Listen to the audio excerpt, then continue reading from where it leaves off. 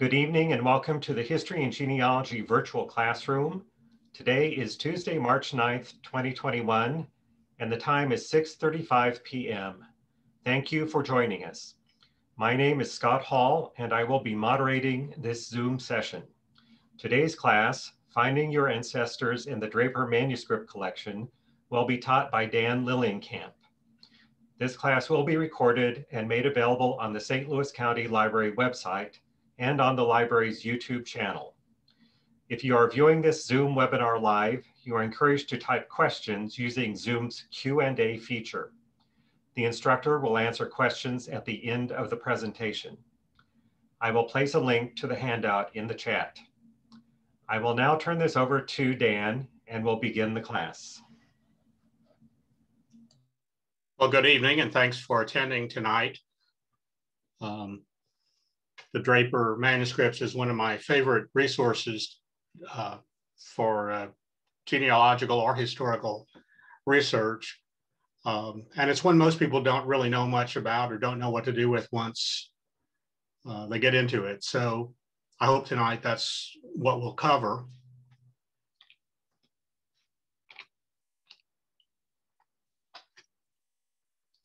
All right, why didn't this advance? Oh, there it went. And again, we're doing this talk tonight in cooperation with the Tri-State Genealogical Society. And their website is on the screen. We'd encourage you to go visit them. It's tsgspaddlewheel.com. So as I said, tonight we're going to talk about the Draper manuscripts. And we're going to basically, there's going to be 4 parts of this, some of them with subparts. We're going to do an overview of the manuscripts themselves. What are they? How do they come to exist? Then we'll get into indexes and finding aids. Then part of the Draper manuscripts were actually collected by people other than Draper himself. And so there's a little different flavor to some of those. So I want you to be aware of that. So we'll talk about that a little bit. And then in the end, we've got 3 case studies, because if you can't, if you just know that this exists and you can't see an example on what to do with it, it's not really that beneficial for your own research. So we'll start with the overview of the manuscripts. So just what is this? Well, it was a bunch of documents gathered by this guy, Lyman Copeland Draper. He was born in 1815 and grew up hearing the stories of his grandfather's exploits in the Revolutionary War and his father's exploits during the War of 1812, and became very interested in the study of American history. Nobody really had done much with that at all before him. And so he secured himself a position with his cousin's husband, who had a business, and the husband thought what Draper was trying to do was so interesting that he basically gave him a stipend and said, go forth and do this. And what he did is he traveled the West. And to understand what we're talking about when I say the West, I'm sitting in St. Louis, Missouri, and the West would be east of me. We're talking about Kentucky, the Ohio Valley, the Appalachian Mountains. And I've got a map, I'll show you generally where this is covered. So it's a completely different perspective of the West than we currently have. You know, when we think of the West, we think of, you know, Dodge City and Marshall Dillon and wagon trains. And in fact, Draper's West was much more lawless. The courthouse and the lawmen weren't anywhere nearby. They were on the opposite side of the mountains in many cases. The Indians were near equal in terms of their ability to fight off the settlers, as we call them, or the invaders, as the Native American tribes called them. So it was a little more touch and go at that time, what was going to happen. And so what Draper did, the land had more or less become settled by American settlers. And he traveled this whole area and interviewed people. And he tried to talk to the original settlers or their descendants. military people that were involved in the Revolutionary War, the War of 1812, or even the French and Indian Wars in some cases. And as he talked to people, he took notes. And he asked them for copies of documents if they had them. And he transcribed them into his notes. And he eventually, over time, started accumulating multiple volumes of notes and transcribed documents. And sometimes he'd have newspaper articles that he'd clip out and stick in there. Well, over time, these became the Draper Manuscript collection, and it consists of 491 separate volumes of notes. Now, eventually what happened is Draper's cousin's husband died, and so his source of financing dried up, so he had to come up with another way to keep doing what he was doing. And so he secured himself a position at the Wisconsin Historical Society as its director, but then he couldn't travel around, but he could still send letters. So some portions of these are letters that he wrote and that he got responses back from somebody else telling him information about the basically the areas he was interested in. As I said, he assembled them into 491 volumes. And he was a little maddening about that because sometimes he'd get something in one volume and he'd cut it out and put it in another. As it currently stands, there are some volumes in the series that are nothing but indexes that he hand wrote of what was in the volume, but he pulled everything else out of it and stuck it somewhere else. So we know it exists, but we don't know where necessarily. So that can be a little maddening, but it's this humongous collection of documents about some of these early people who settled in this area. When he died, he left this to the Wisconsin Historical Society. They took what he had been doing, and then they proceeded to interfile some of his loose papers, of which there were many, into these volumes. And so they broke the series down into 50 series, basically, on different subjects. And they gave them a letter, A to Z, and then double A to double Z, except that would be 52. And since J and I look kind of the same when you write them, they left out the I and the double I. They've been trying to figure out how to make this available to researchers ever since. And currently it's available on microfilm. And it's available at a lot of repositories around the country. At St. Louis County Library, we've got the complete set. A lot of other libraries have a complete set. The Family History Library in Salt Lake City has a complete set. I'm sure Allen County has a complete set. I would be surprised if there's not a complete set within, at most, a day's drive from anybody in the country. You just have to track it down. Right now, it's not been digitized. Wisconsin Historical has talked for several years that they wanted to digitize it, but as far as I know, they haven't done that. And Family Search does have it, but Wisconsin Historical won't let them make digital copies of it. So it's not available to us that way. And this is a map I put together. I just did this in paint. It's not that precise, but it'll give you a general idea of the territory covered by the manuscripts. And it's pretty much, as I said, the states east of the Mississippi River to the Appalachian Mountains, including the Appalachian Mountains. And as far north as the Great Lakes and even into Ontario, and as far south as the Gulf of Mexico.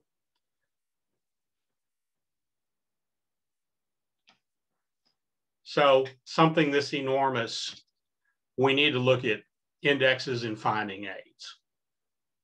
And the first question somebody always asks is this indexed?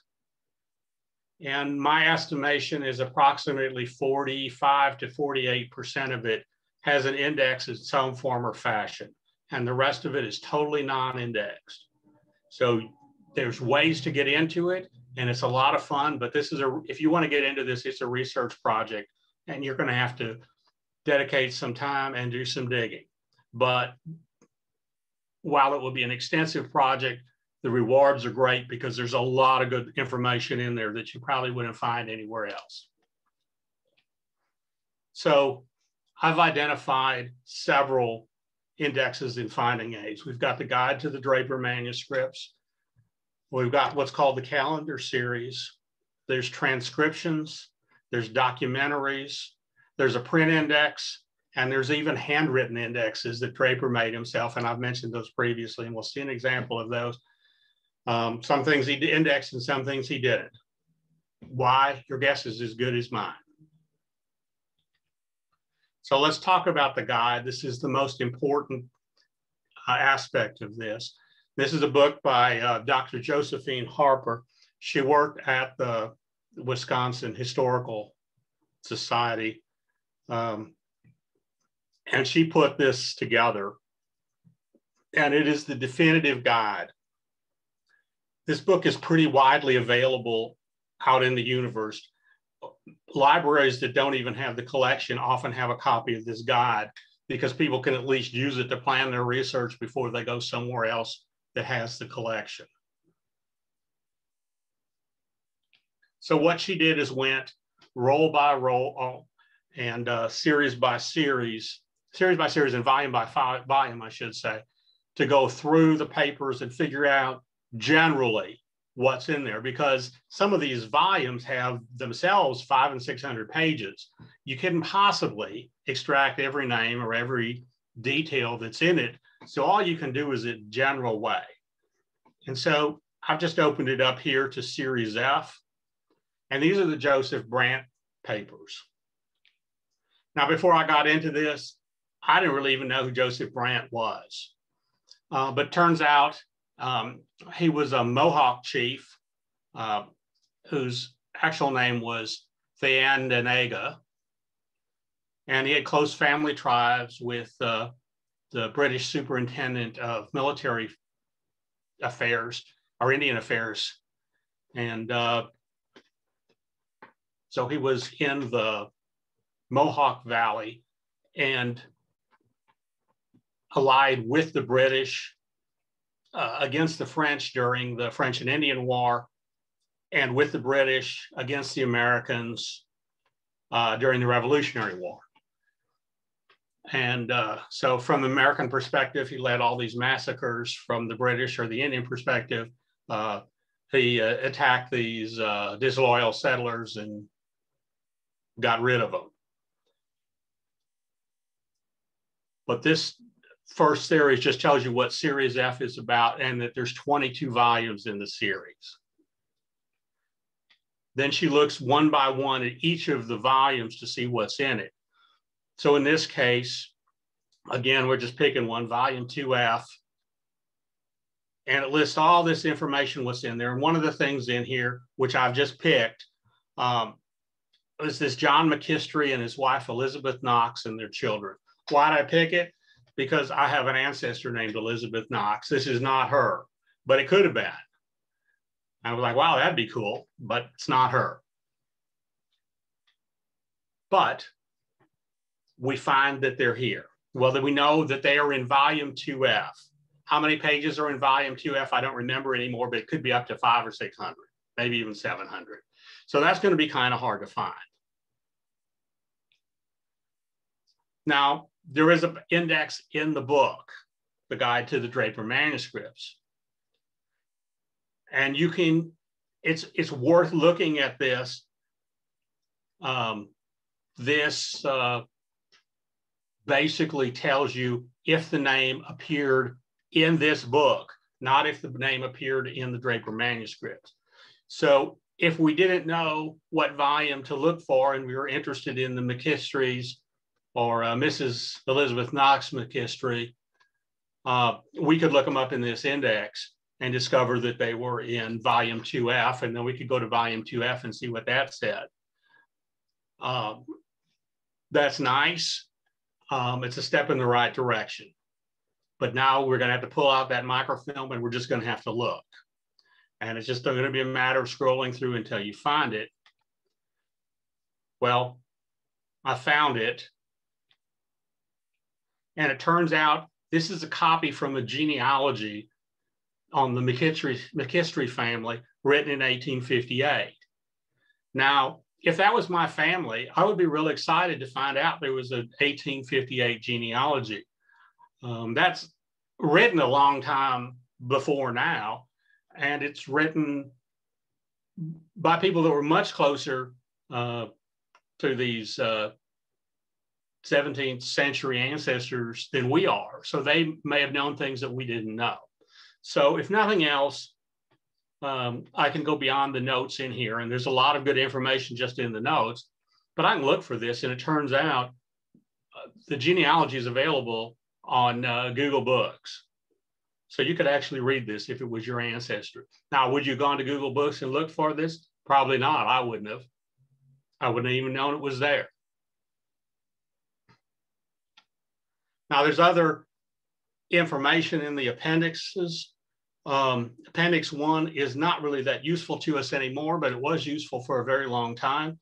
It's index to Revolutionary War pension applicants that are named in the papers.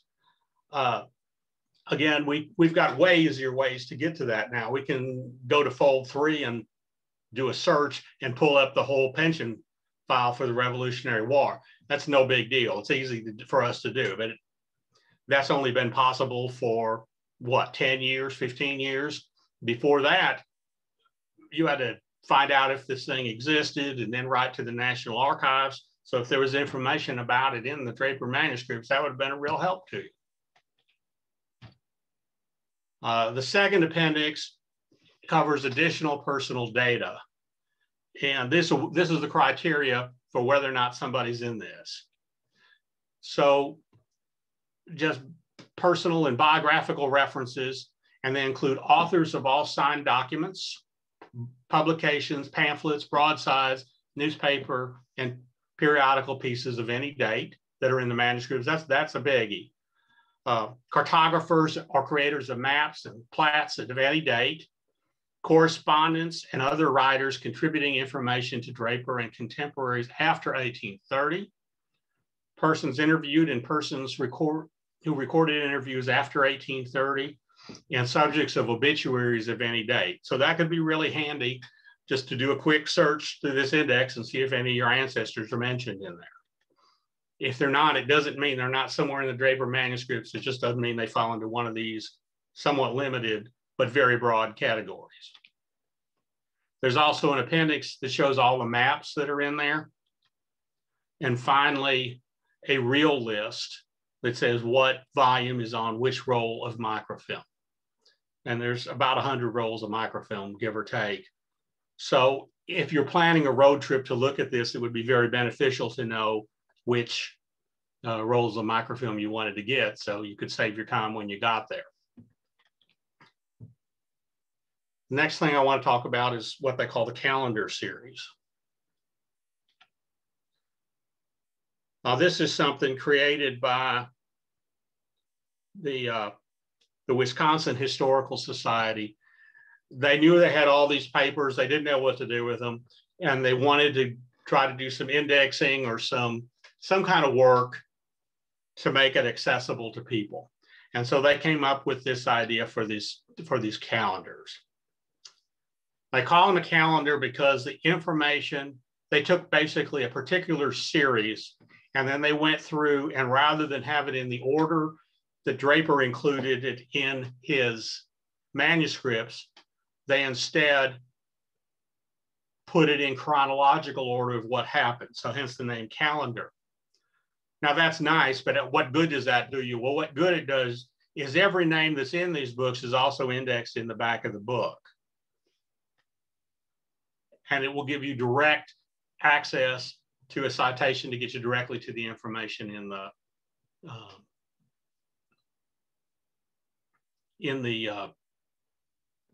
manuscripts themselves. Now, unfortunately, there's only 6 of these. Some of them cover more than one, like the Tennessee papers and the Kings Mountain papers are in one volume. The Frontier Wars papers carries a whole bunch of other of them. So all in all, about 10, 11 different series are included in various parts of these. So it can be very helpful if your people are in those areas or involved in that part of the manuscripts. So we'll look at the Kentucky papers, and this is what the title page looks like.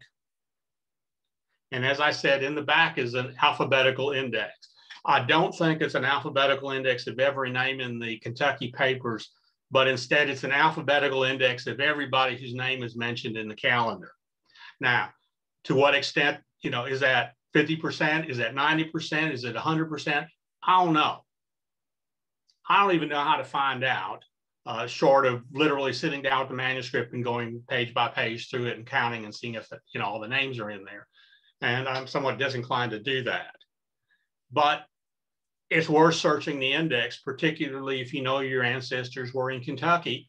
Grab this one and have a look at it. Don't exclusively look at it because they might be mentioned in some other one that you weren't aware of. But by all means, if your ancestors were from Kentucky, look in this one. And again, we're just going to pick one because I need an example. So in this case, it's Evans family baptismal records. And it says it's on page 60, 70, and data on 412. That is the pages in this book. That's not the page in the manuscripts, that's the page in this book. So you have to go to the front part of the book then and look on those pages. And so I did that. This is page 70. And I found this, which was somewhat intriguing. Presbyterian Church, it's records of the White Oak congregation, services held at Walter Walls and Edward Evans, members of the following families baptized: Evans, Dickey, Parker, Campbell, Leggett, Grayson, McConaughey, Tweed, Cambridge, Wiley, Ramley, Curry, and Stewart. And then there were marriages that the preacher performed while he was in this area. So it was probably somebody that traveled from congregation to congregation and preached as he got there. And this is what he talked about.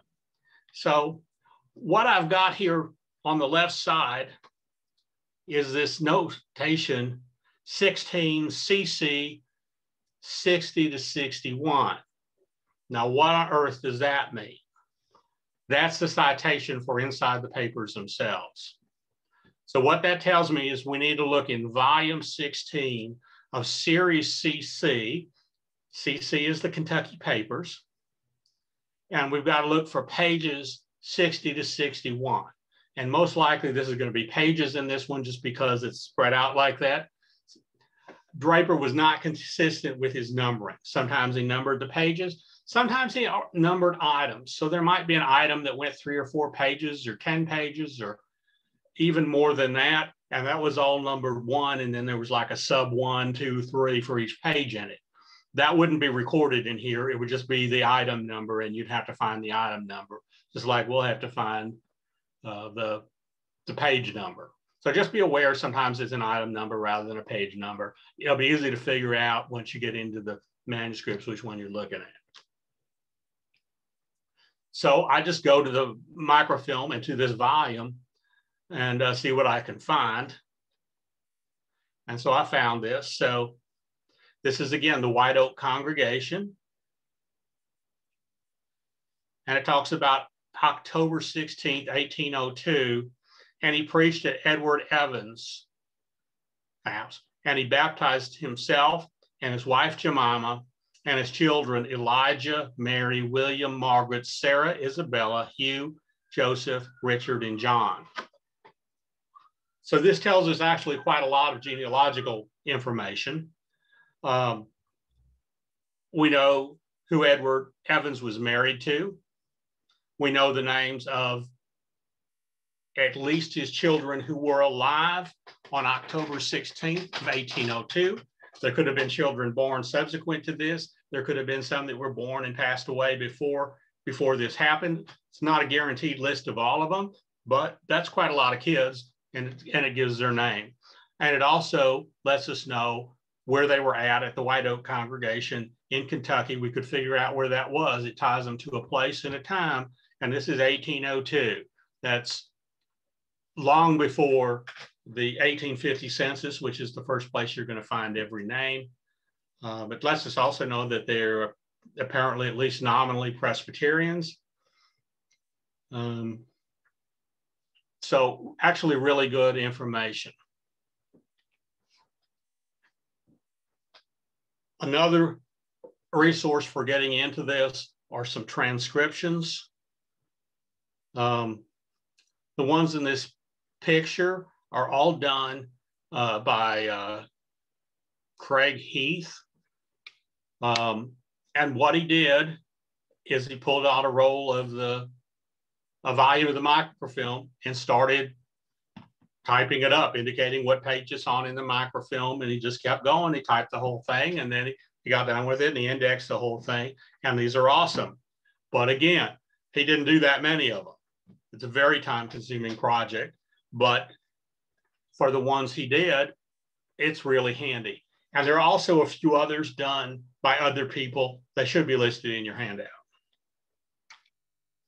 And so this is a close-up of the Illinois manuscript volume. It's volume 1Z. And it's got an index in the back. And so it lists every name alphabetically. So I'm going to look at Rachel Edgar. And she's on page 81 and 81 too. So this would be one where Draper didn't number them by page, he numbered them by item. So it's item 81, and she's mentioned on 2 pages, the first and second page of item 81. So if I go into the book, and I can see he lists the page number that he's taken it from, and I can find what it says about her.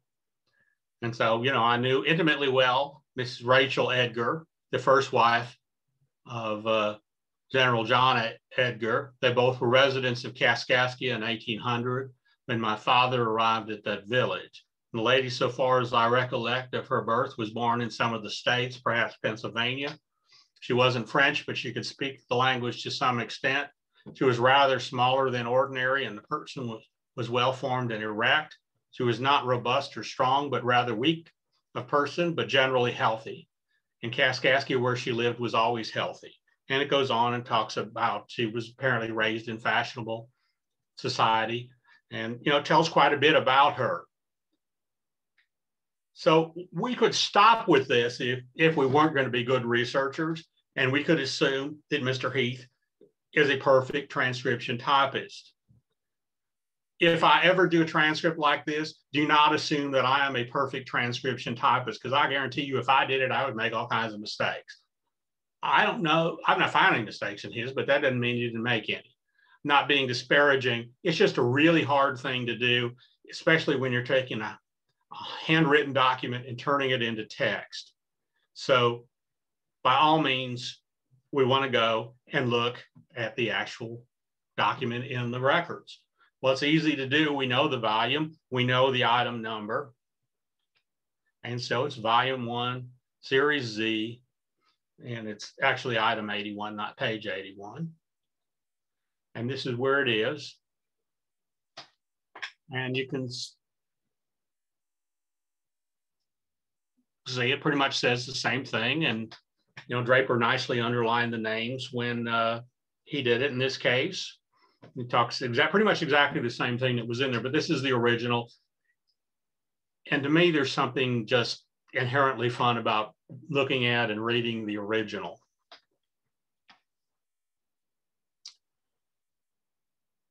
The next thing up is documentaries. Once the Wisconsin Historical Society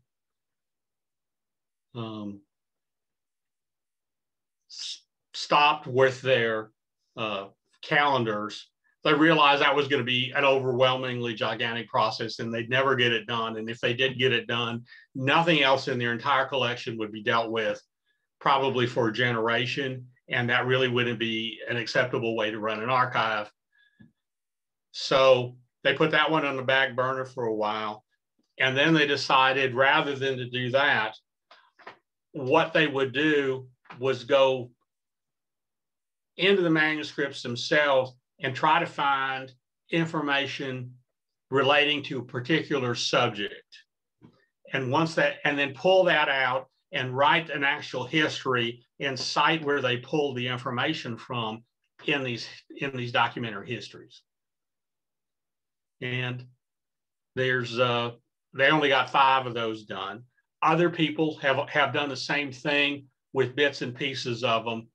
That should be listed in the handout too.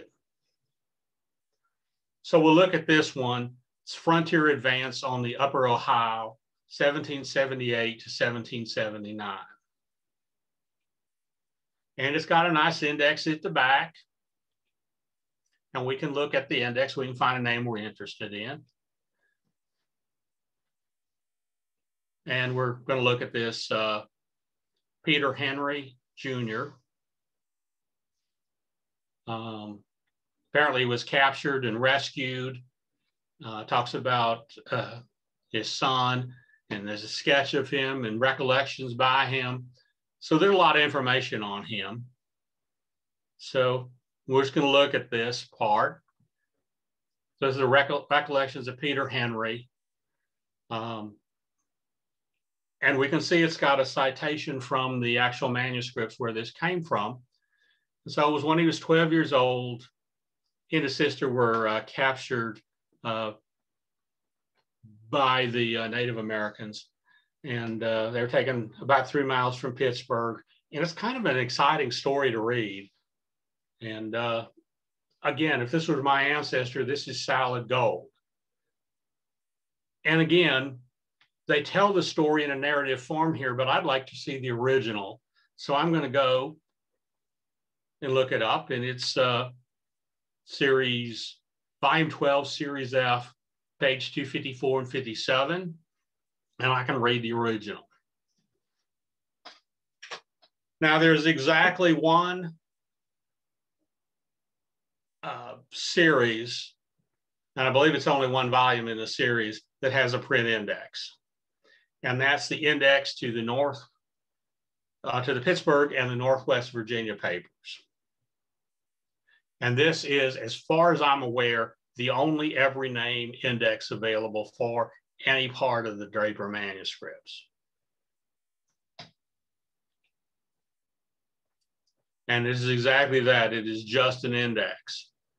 You can find something that you're interested in. I looked for the Folks family, and I've got 2 citations, 8NN, page 111, and 9NN, page 139. So I'm going to look at the first one because I'm just going to look at the first one. And I come up with this lengthy letter written about this family to Draper. And I'm just going to pull a few extracts out of it that are kind of interesting. So these are the 2 extracts I've pulled out, and this is George Folks, her husband, so it was written by the wife, was the son of William Folks, was born in Philadelphia County, Pennsylvania in the year 1768, and was taken prisoner by the Indians on the 20th day of March in the year something, it's in there, 1768, I believe. And then it proceeds on later in the letter. The names of his children who are still living in their place of residence and to whom they are married, I will give to you. Elizabeth Folks married John Oliver and lives in Shenandoah, Rockland County, which is Ohio.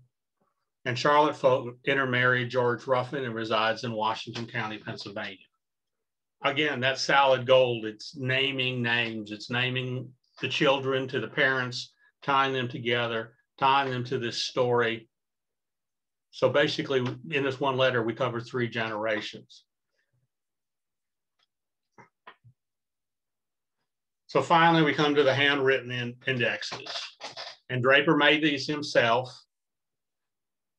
They were done for his purposes so he could find things in his own volumes. Some of them are fairly legible like this. Others look like a kindergartner scribbled on a paper. He must have been tired in those days. But this is information about the Reverend James Gwynn. It's his death and his sketch. And it's on page 11 of this volume, whatever volume it was, I don't remember. And it shows up at the top of the paper. It starts there. And it's the memoir of the Reverend James Gwynn. And it's from the Natchez Free Trader. Although I think this is a reprint from that paper. It's not, this isn't the original newspaper. But it tells about the man's life.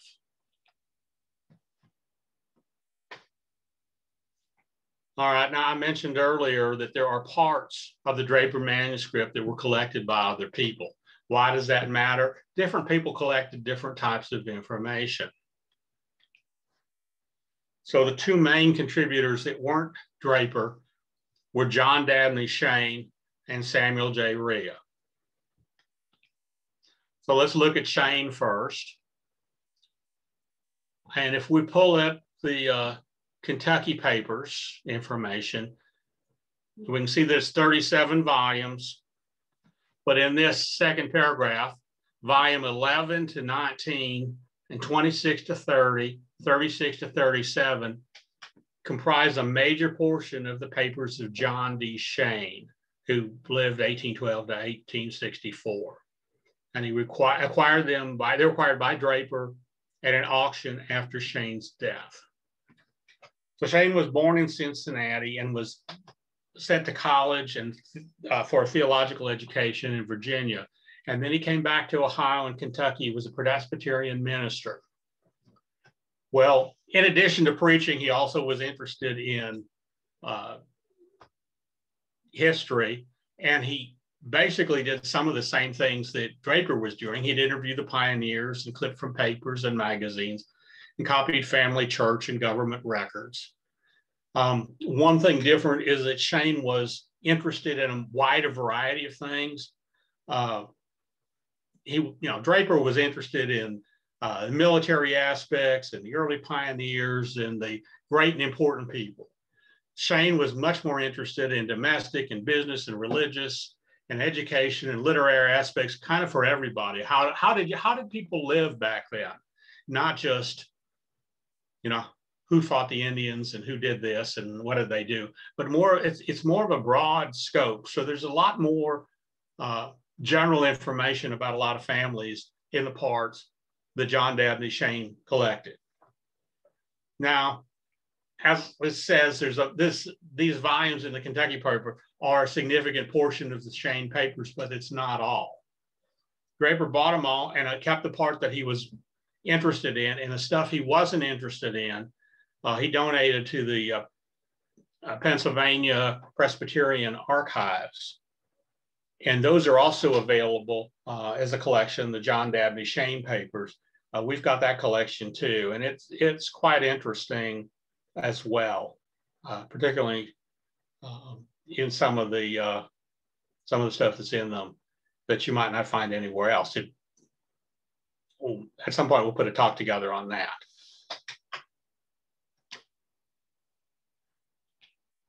Now, who is this Samuel J. Rhea? Well, he was basically doing the same thing as Draper as well. He was much more interested in these military exploits, as was more like Draper, focusing primarily on the area around Western Pennsylvania, Western New York. And in 1856, Draper bought all his work, and so that's included here.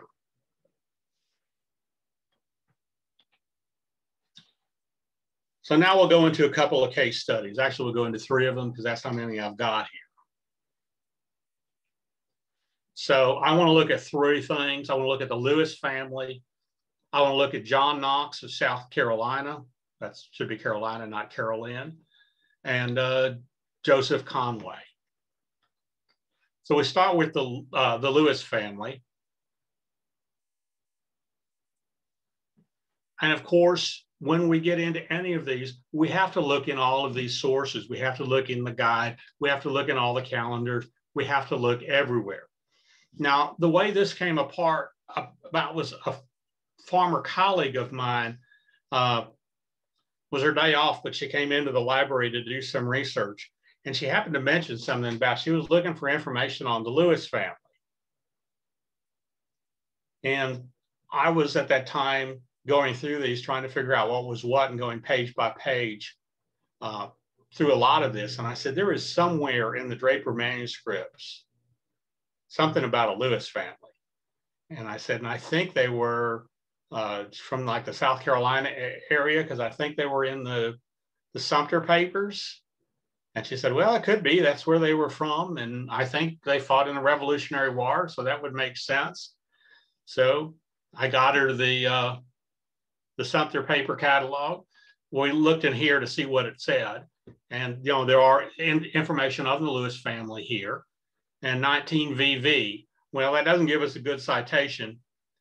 But we can look at this. Miscellaneous correspondence, 1846 to 1855, by and to Draper during his tireless search for descendants of and data on Sumpter and his soldiers.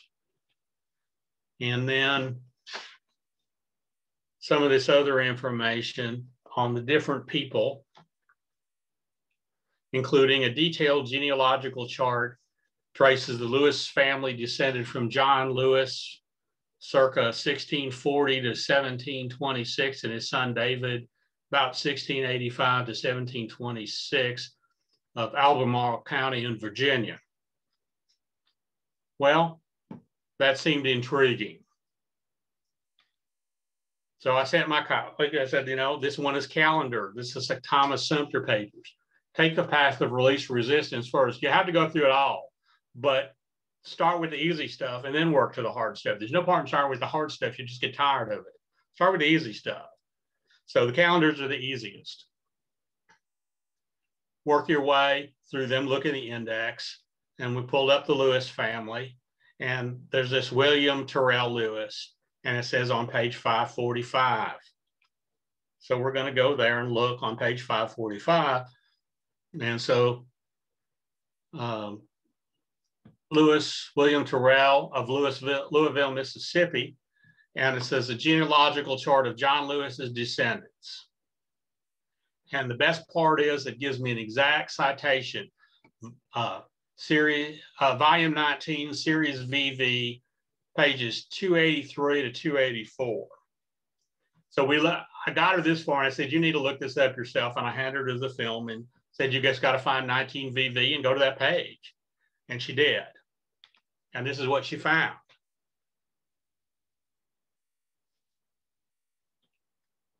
And let's just zoom in on this center part a little bit. Again, it's got the history of John Lewis. Oops, sorry. And gives his dates and his son. And then all of his son's children are in the circle, and their descendants go out on those lines beyond them. So it's quite a cool thing. Yeah, it's probably the equivalent of an online tree of its day.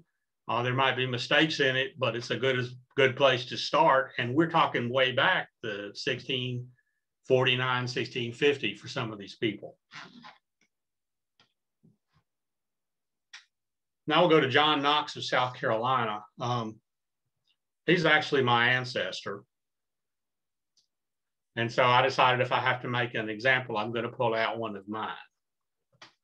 Now, before we get into Draper Manuscripts, you need to have done your basic research. You need to know who these people are. You need to know as much as you can about them. This isn't the starting place for researching anybody's family. This is after you've done a lot of work already and you know something about him. So one of the things I knew about him was that he fought in the Revolutionary War. And this is the first page of his pension, kind of the title sheet, so to speak. And it's John Knox and his wife, Elizabeth. So I know this is the right person. And there's all kinds of papers in here that describe his activities during the Revolutionary War and why his wife deserved a pension because of his service, because he was deceased by then.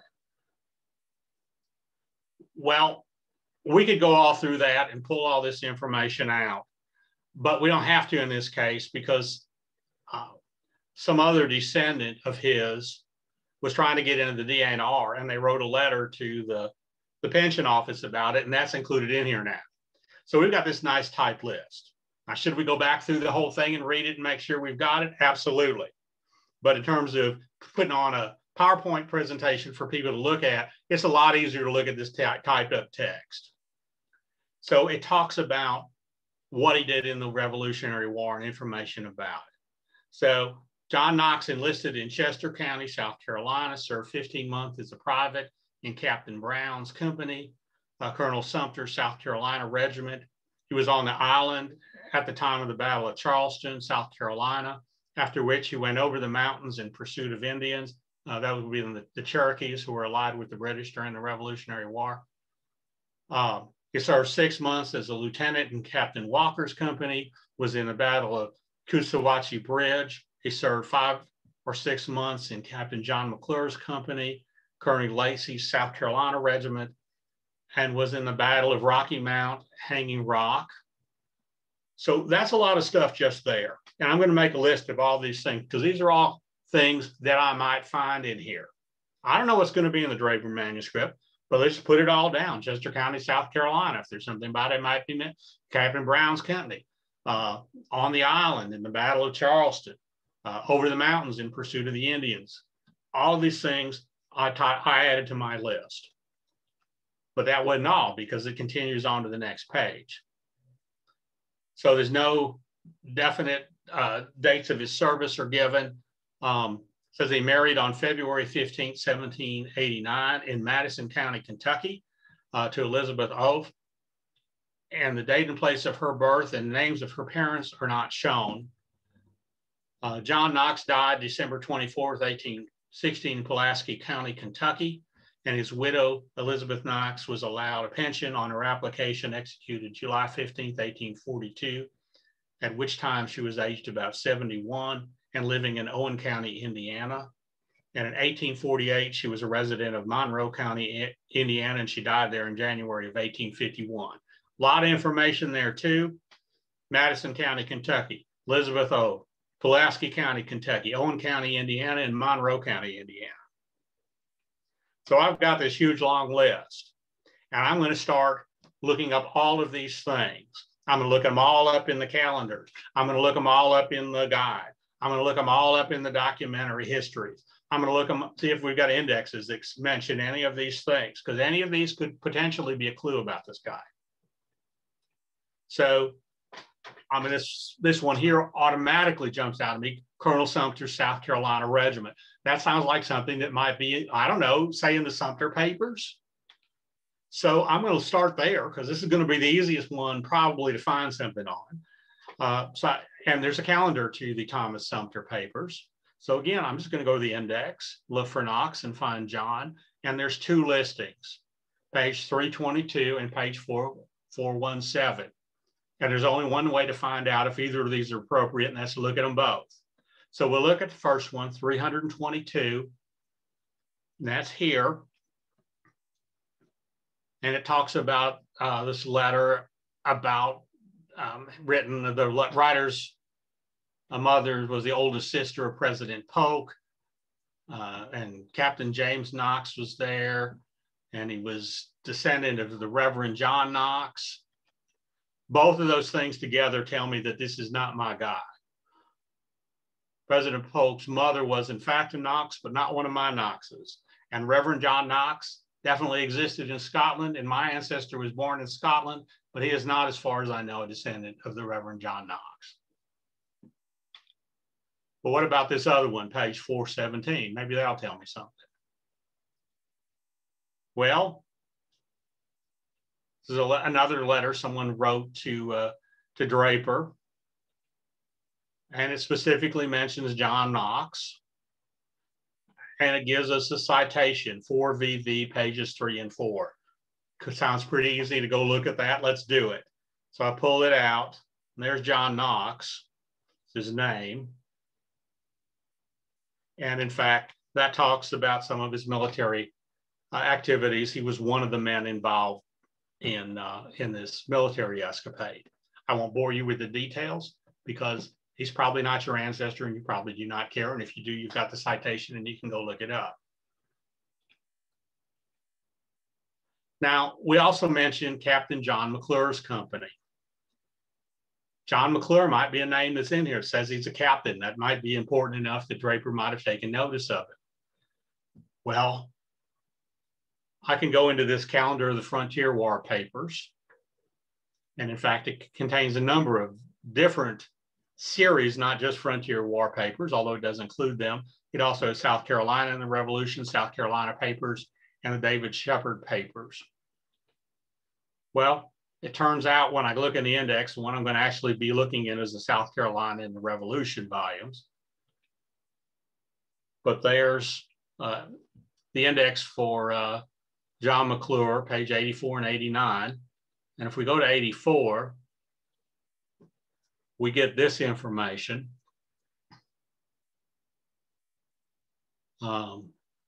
So situation after the fall of Charleston, the defeat of Colonel Houseman by Captain John McClure, went up to North Carolina. And this whole thing is a reprint from the Columbia Hive from August 6, 1836. That's obviously a typo in their book. It's 1836 is correct. And it was printed in the Southern Presbyterian on May 22, 1873. And we've got this wonderful citation that's going to tell us exactly where to go in the Draper Manuscripts to find this. And so I get this whole newspaper article. Remember, I said one of the things he did was cut things out of newspapers and stuck them in. He cut pages out of books. If he bought a book and had information, and he just got the papers out and stuck it in his own book. So again, Southern Presbyterian in Columbia, South Carolina, May 22nd, 1876. Could we find this today? Maybe. Might be on newspapers.com. Might be on one of the other newspapers databases. I don't know. I never looked for it in there because I found it here. And again, this was a reprint from a newspaper called the Columbia Hive from 1836. Again, is this newspaper available on newspapers.com? I do not know. It might be. Would I think to look in it? Probably not. So this is another way to get into the same information, perhaps. And so what does this tell me? Well, Captain John McClure, and he collected 32 volunteers, and they were principally the Knoxes, Walkers, Marrows, McClures, Johnsons. All right, well, above these people, the Knoxes, obviously, Morrows married into the Knox family. Samuel Johnson married into the Knox family. So these people are all from the part of South Carolina that my Knox family lived in. And so this is definitely a reference to them. Now, another thing, I don't know a lot about some of these Revolutionary War battles. The Battle of Hanging Rock, we could probably research that, and I probably should. But if you ask me what happened in there, I don't know. If you ask me who won, I do not know. I should find that out because apparently my ancestor was involved. Well, I can go to the guide to the Draper Manuscript. Let's see if there's a battlefield map because that's in the index. And what do you know? On volume 5 of series VV on page or item 47, there's a map of the Hanging Rock battleground in Lancaster County, South Carolina, showing the troop positions. And it's the scale of 1 mile to 4 inches, and it was drawn for Daniel G. Stinson in 1871. So if I go there, I can find out exactly what that battlefield looked like. I could probably drive there today now. I don't know what's there, But it would be interesting. Next time I get back to South Carolina, I'll probably do that. Now another one, and this one is interesting because it's a different thing, a different way. This is about Joseph Conway. And for those of you not from St. Louis County, you would probably have no idea who he is. But if you are from our area, you would know that he was one of the earliest American settlers in what's now St. Louis County. If you know Conway Road, it's named for him. He arrived here before the Louisiana Purchase. They got permission from the Spanish governor to settle over there. So finding information about him was interesting. And the way this came about was I was approached by a genealogist who had previously done some research. And she said, I know there's information about Joseph Conway in the Draper Manuscripts. And I can tell you that it is in Series S. But when I found it, I did something stupid and did not write down the citation. Now, that's a mistake we all make sometimes. We get so excited about what we find, we don't write down our citation, then we can't find it again. So no matter how excited you get, don't do that, because it's always harder to find it a second time.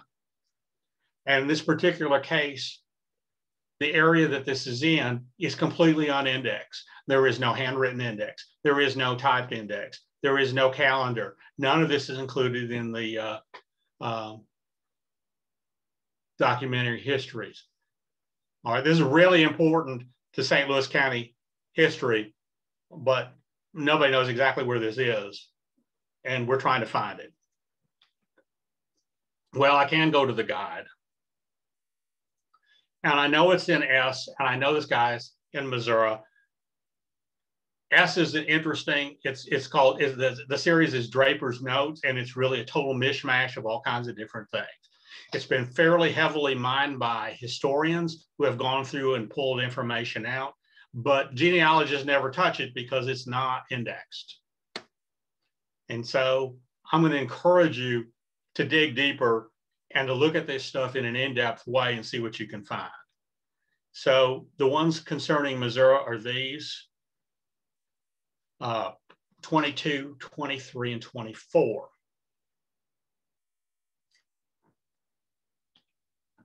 So we're just going to go through these and start reading. And so this is on volume 24 of Series S, page 153. It talks about James Long. He's another early settler in St. Louis. And there's Joseph Conway and some stories about his life as he came over here to sell some stuff to the Spanish colonial regime here, and that's when he got his permission to come settle in Spanish Louisiana. Then we've got 24S 169. Well, this is about things that happened to him when he lived at Riddle's Station in Kentucky. So he was born in Greenbrier County, Virginia, that'd be West Virginia now, in 1763, and early moved to Kentucky with his father, Samuel Conway. So we've got his, if we didn't already know who his father was, we would here. Then we've got this one, 24S 172, and this is the one we were actually looking for. And this is the story of Joseph Conway coming to Missouri to settle. So he came back, and it was January 1797. And this is a pretty fascinating read. He crossed the Mississippi River north of St. Louis, and then was going to come down across the Missouri River into St. Louis, what was now be St. Louis County. but they couldn't get across the Missouri River because there were too many ice flows. And they were trying to cross with cattle and a bunch of possessions. So they were kind of stranded up there on what is pretty swampy land there because it's right there by the confluence. And so it's pretty untenable. So the Spanish governor got word of their situation, and he was able to get them provisions by some process that I don't know how he got across it. They may have crossed somewhere else and come around, but it basically kept them alive until they were able to make the crossing and get settled. So it's a pretty fascinating story. And again, it's buried in this unindexed portion of these papers. But there's his name. So I've got some final thoughts. They are huge. The Draper Manuscripts are just this huge resource, but they're almost totally untouched. People don't know what to do with them. I hope I've given you some ideas on how to get into it. And the way you get into it is you figure out what ancestors you think might be in there and want to research. And then you start going through all of the indexes and finding aids to see what you can find. And if that doesn't work, you go into the guidebook and see if any of the series might make sense for where they lived or what they did. And if so, you may have to search those manually, page by page. But it's almost totally untouched. It's not an easy source to use, but the rewards are great. Some parts are easier to access than the others. If you can find, if your people are in a part that's calendared, if they're mentioned in the documentary histories, it's incredibly easy to find information about them. If they're in the unindexed part, it's harder, but it's not impossible. We've become so accustomed now with things like Ancestry and Fold 3 and Find My Past and every other one of these databases that we use. We're pretty used to just typing a name in and doing some searching. But sometimes we have to stop searching and start researching.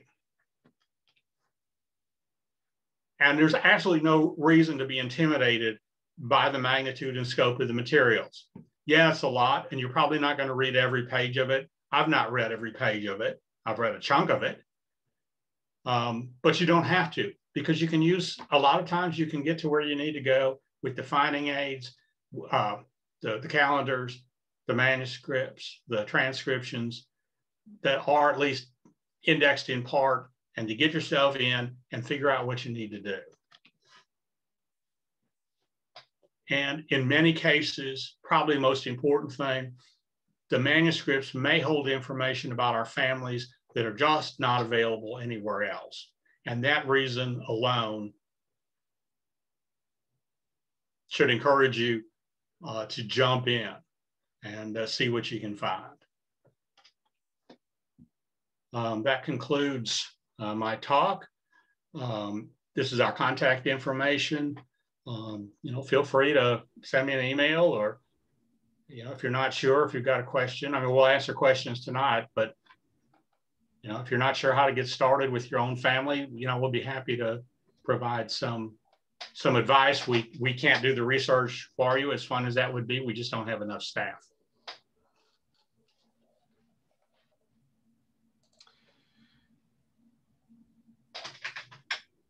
Okay, thanks, Dan. And we do have some questions, so we'll get to those. So just one comment. The Willard Library in Evansville, Indiana has a complete set of the microfilm for the Draper papers. So, and I know there was a related question, and that is, does St. Louis County Library have a complete set? Yes. Okay, that's what I thought, but I thought I better check it out. Okay, does the DAR or SAR accept the Draper manuscripts as a source of proof? I honestly don't know the answer to that question. I would suspect it might depend on what you're trying to prove and what the document was. You know, if it was a letter written by someone saying who their parent was, they might take that. If it was a letter written by, you know, some random person saying, oh yeah, I knew John Smith and his kids were Billy, Molly, and Mike, they might not. I would talk to the registrar of the DAR chapter or the SAR chapter and you know, work out the specifics with them. Okay, and another comment, the Willard Library in Evanston also has a full set of the books. That's good. Okay. Did I say Evanston? I meant Evansville. Anyway. Okay. Do these manuscripts include information about the enslaved and or formerly enslaved?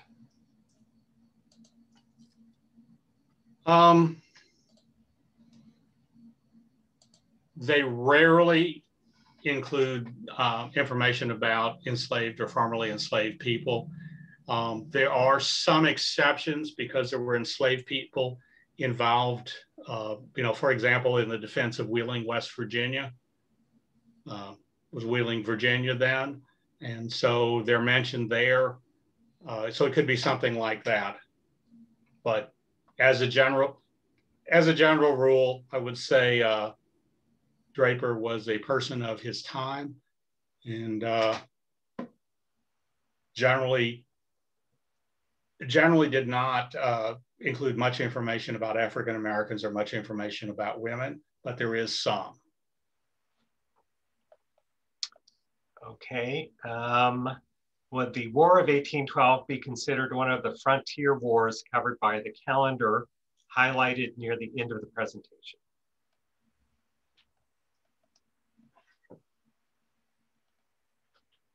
I honestly don't remember. I think it might be. You know, a lot of these people that were interviewed fought in either the War of 1812 or the Revolutionary War. It was their kids, or the French and Indian War. So it's quite likely that there would be information about people from the War of 1812 included across there. Whether or not it'd be specific in the frontier wars or not, I don't know. I just don't remember. Okay, let me see.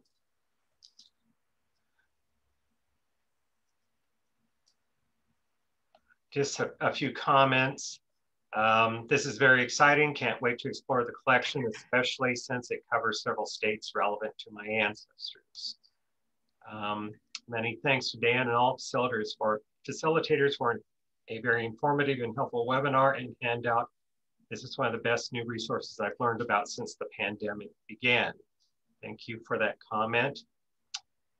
Interesting, the ancestors I know the most about were from Pulaski County, Kentucky. I have an aunt with a Revolutionary War ancestor named Lewis. This is very intriguing. Another one, I am descended from Elizabeth Aoff. Have info back to Germany in the 1600s if it's of interest to you. Okay. And will the PowerPoint with examples be available?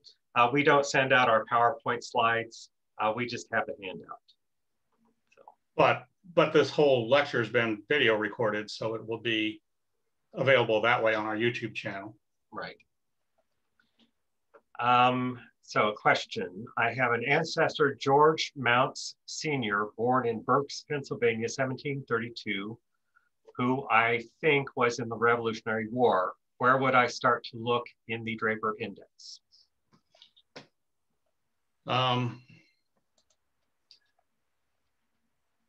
I would start with the guide and see if he's mentioned in an index there. And then I would also look at the series descriptions in the guide to see you know, if any of them make sense as a place he would likely to be. You know, if he was fighting fighting in Pennsylvania. I mean, he may not be in the South Carolina papers, for example. It would also depend on where he moved to, because the Kentucky papers are not specifically about Kentucky, but they were people that lived in Kentucky. So if they moved after the war into Kentucky or into Ohio, there might be some opportunities to look that way. Okay, if anybody else has questions or comments, please feel free to put them in the chat or the Q&A. So Vanetta from the Tri-State Genealogical Society says, thank you so much for this presentation. Tri-State Genealogical Society really has been lucky to have your presentations during this time of shutdowns. And we are certainly happy to offer these presentations. We hope that they're useful and informative to everybody. Okay, another question. Is there info about the Lewis and Clark expedition? My ancestor was the only person who died on this. I've not seen anything on the Lewis and Clark expedition in there. I mean, there might be references to people like Meriwether Lewis or some of the individuals, since they generally came from places like Virginia and Pennsylvania and Indiana. You might try looking there, but in terms of specifics about the expedition itself, I don't know of anything. But those journals have largely been published and are available, I think. Okay, another comment. Thanks very much for the information on a source that may provide personal information, not just facts. So, okay, any last questions?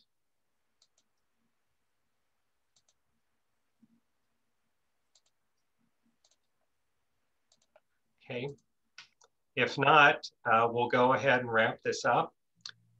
Of course, if you do have questions, feel free to contact us and we will certainly help you out.